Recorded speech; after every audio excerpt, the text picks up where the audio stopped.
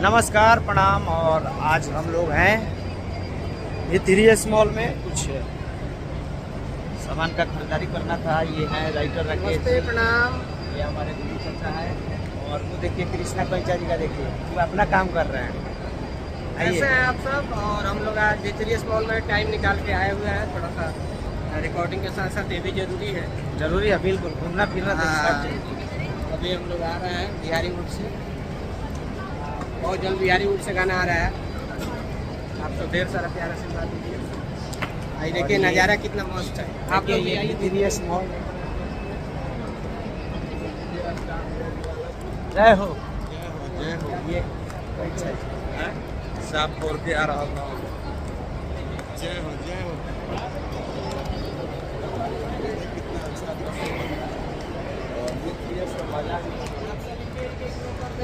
Writer Rakesh page में हमारा follow कर दें भाई, वीडियो को शेयर कर दें। और मिलते हैं नेक्स्ट ब्लॉग में। नमस्ते, प्रणाम। भाई भित्रियस मॉल का नज़ारा देखिए पूरा टीम का।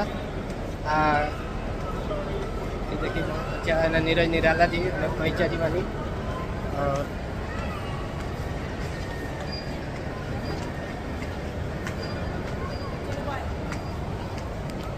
और ये भित्रियस मॉल में हमने दिल्ली में घूमा था निशान। और ढेर सारा प्यार आशीर्वाद आप सब दी, पेज के फॉलो कर दी। और क्वेश्चन बनी आप सब देखिए ना, कितना अच्छा नज़ारा बा।